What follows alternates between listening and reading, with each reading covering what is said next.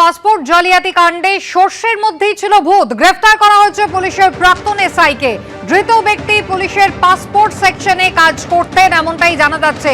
এর আগেই একেবারে পুলিশের স্ক্যানারে ছিল খোদ পুলিশই এবং মনে করা হচ্ছিল পাসপোর্ট জালিয়াতি কাণ্ডে কোথাও পুলিশের ভূমিকা নেই। তো গ্রেফতার করা হয়েছে পুলিশের প্রাক্তন এসআইকে। কথা বলবো সরাসরি আমাদের প্রতিনিধি পার্থপ্রতিম ঘোষ রয়েছেন। পার্থ, শেষ পর্যন্ত যে আশঙ্কা করা হচ্ছিল কোথাও পুলিশের কেউই অভ্যন্তরে নেই, তো সেটাই সামনে আসছে। কি পরিচয় ব্যক্তির, কিভাবে তিনি এই জালিয়াতি চক্রের সঙ্গে জড়িত?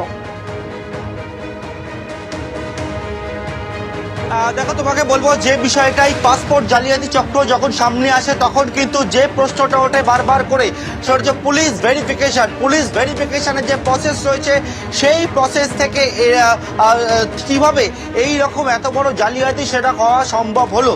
এবং এক্ষেত্রে কিন্তু তুমি জানো যে একেবারে গত পরশু দিনকেই সামনে আসে সেটা হচ্ছে পুলিশের স্ক্যানারে পুলিশই, এবং সেই যখন তদন্ত পুলিশ করে 8 জনকে গ্রেপ্তার করে, তাদেরকে গ্রেপ্তার একের পর এক গ্রেপ্তার, এবং সেই গ্রেপ্তারের পরবর্তীকালে জানা যাচ্ছে যে এই যে নেটওয়ার্কটা টিমটা কাজ করেছে তার মধ্যে পুলিশও কিন্তু যুক্ত ছিল।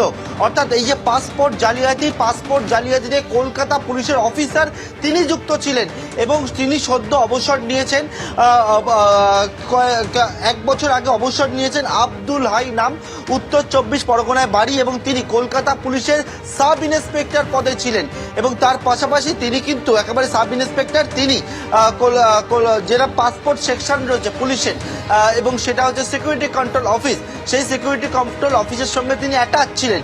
এবং এই প্রাক্তন পুলিশ অফিসার যিনি একেবারে সদ্য অবসর নিয়েছেন, তিনি কিন্তু এই পাসপোর্ট জালিয়াতি চক্রে জালিয়াতদের সঙ্গে একেবারে কাজ করতেন, এবং ওনার মাধ্যমে বহু পাসপোর্ট জানা যাচ্ছে সেটি হচ্ছে যে একেবারে সেই পাসপোর্ট কিন্তু বেআইনিভাবে এই যে চক্রটা কাজ করছিল সেই চক্রে পুলিশ ভেরিফিকেশন সেটা হয়ে যেত। অর্থাৎ বারবার করে প্রশ্ন উঠছে যে পুলিশের নজর এড়িয়ে কিভাবে এই জালিয়াতি সম্ভব হলো। সেই প্রশ্ন যখন উঠছে, এখন একজন প্রাক্তন পুলিশ গ্রেপ্তার হলো এই পাসপোর্ট জালিয়াতি চক্রে, এবং এই ঘটনায় পাসপোর্ট জালিয়াতির ঘটনায় এখনো পর্যন্ত গ্রেপ্তারের সংখ্যা দাঁড়ালো 9, এবং বাকি যে 8 জন রয়েছে 8 জনের মধ্যে 2 জন অন্যতম মাথা কিংপিন, একটা হচ্ছে সমরেশ, দ্বিতীয় হচ্ছে মনোজ, এবং পাশাপাশি আরো 6 জন যারা এজেন্ট কোনো না কোনোভাবে যুক্ত রয়েছে। এবং 9 নম্বর গ্রেপ্তারি হলো প্রাক্তন পুলিশ গ্রেপ্তার হলো এই পাসপোর্ট জালিয়াতি চক্রে, এবং তাকে গ্রেপ্তার করে আজকে আদালতে পেশ করা হবে।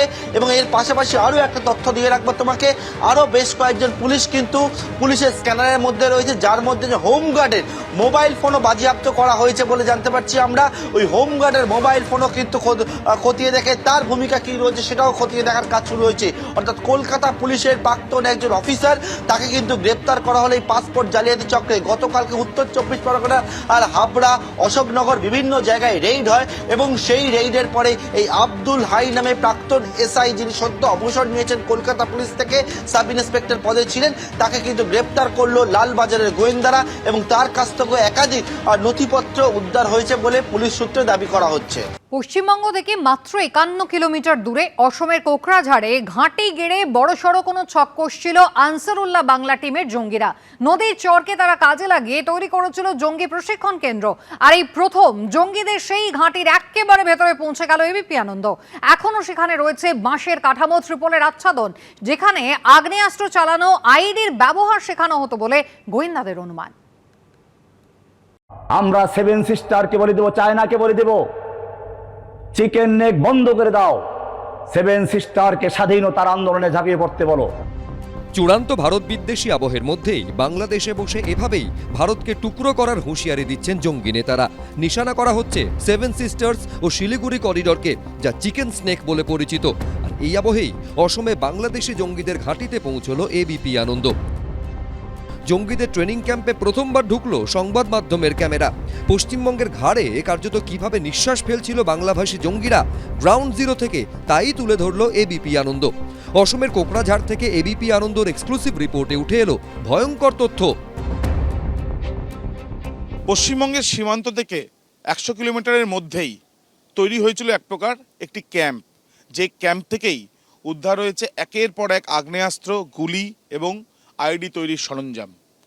যে জায়গায় আমরা এখন দাঁড়িয়ে রয়েছি, আসামের জয়পুর নামাপাড়া অঞ্চলের যে জায়গা, একটি ঘর, যে ঘরটি কিছুদিন আগেই তৈরি করা হয়েছে দেখেই বোঝা যাচ্ছে। ওপর থেকে এখানে চাল করা হয়েছে বাঁশ দিয়ে স্ট্রাকচার, এবং এই যে ঘর দেখা যাচ্ছে, যে ঘর ইতিমধ্যে বাইরে থেকেই আমরা দেখতে পাচ্ছি যে একটি খাট রয়েছে এবং ফাঁকা জায়গা, ঠিক এখান থেকেই প্রচুর সংখ্যায় গুলি, আগ্নেয়াস্ত্র উদ্ধার হয়েছে। সপ্তাহ দুয়েকের মধ্যে অসম, বাংলা ও কেরল থেকে জঙ্গি গোষ্ঠী আনসারুল্লাহ বাংলা টিমের 12 জনকে গ্রেফতার করেছে অসম পুলিশ। এর মধ্যে পশ্চিমবঙ্গ থেকে ধরা হয়েছে 2 জনকে। ধৃত 4 জঙ্গির বাংলার যোগের বিষয়টি উঠে এসেছে। পশ্চিমবঙ্গের আলিপুরদুয়ারের পাকড়িগুড়ি সীমানা থেকে অসমের কোকড়াঝাড়ের নামাপাড়ার দূরত্ব 51 কিলোমিটার। আলিপুরদুয়ার শহর থেকে দূরত্ব 87 কিলোমিটার।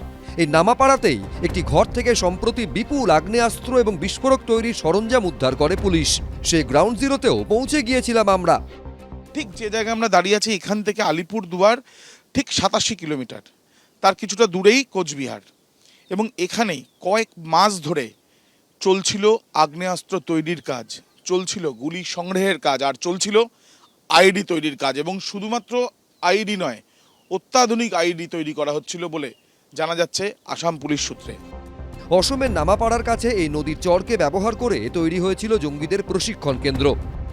আমরা এখন দাঁড়িয়ে রয়েছি আসামের গৌরাঙ্গ নদীর চরের ওপরে। এই নদীর চর 6 মাসের জন্য থাকে, বাকি 6 মাসে প্রবল বৃষ্টিপাত হলে বা ভুটানে বৃষ্টির পরিমাণ বেশি হলে পুরোপুরি জলমগ্ন থাকে, তখন চর দেখা যায় না। কিন্তু যেটা পুলিশ সূত্রে জানা যাচ্ছে, এই চরকে ব্যবহার করেই দিনের পর দিন চলেছে প্রশিক্ষণ নিয়েছে আনসারুল্লাহ বাংলা টিমের সদস্যরা। যেটা অনুমান করা হচ্ছে তদন্তকারীদের তরফে, যে এখানে দাঁড়িয়েই আগ্নেয়াস্ত্র কিভাবে ব্যবহার করতে হবে, কিভাবে গুলি সঞ্চয় করতে হবে, বা ফাঁকা গুলি বা ভরা গুলি, বা বলা যায় যে আইডির বিভিন্ন যে ব্যবহার, সেই ব্যবহারগুলো এখানে কিন্তু শেখানো হয়েছে। শোষণটা এই যে সামনেরটা, এই যে এটাই, নদীর চরের উপরে, নদীর চরের উপরে কাঁচারাই আছে শোষণটা। কি করে বোম ফাটায়? গম ফাটায় না, এখানে কোনো দুদুল ধরা পড়ে এখানে এনে ফাটায়, এগুলো আমরা শোনা পাই এইটুকুই। মানে কি বোম বোম সম এইটু কিবা কিবি ফুটে এখানে। অর্থাৎ একটা বিষয় স্পষ্ট, অসমের মাটিতে বসে আদতে বাংলার ঘাড়েই নিঃশ্বাস ফেলছিল বাংলাদেশের জঙ্গি গোষ্ঠী। এটা একটা স্টেট ইন্টেলিজেন্সের ফেলিওর আছে, আমি বলছি। খাগড়াগড়ের থেকে আরম্ভ করে আপনি দেখুন না, বছরে কতগুলো করে এক্সপ্লোশন হয়েছে। এই অ্যামিউনিশন, এই বারুদ টারুদ ওরা কোথা থেকে পাচ্ছে? আমরা দিন ধরে বলে এসছি যে illegal arms, local fire arms এগুলো আসে মুঙ্গের থেকে, কিন্তু আমাদের এখানে তো এখন একটার পর একটা ফ্যাক্টরি ধরা পড়ছে। বাংলাদেশের সঙ্গে পশ্চিমবঙ্গের সীমান্ত সবচেয়ে বড়, আর তাই এমনিতেই ওপার বাংলা অশান্ত হলে এপারে তার প্রভাব সবসময়ই পড়ে। আর এবার অসম পুলিশের হাতে যে জঙ্গি মডিউল ধরা পড়ল, তাদের কার্যকলাপ সামনে আসার পর পশ্চিমবঙ্গবাসীর উদ্বেগ আরও বাড়াই স্বাভাবিক। আবির দত্ত, সৌমিত্র রায়, ঝিলম করঞ্জাই, এবিপি আনন্দ।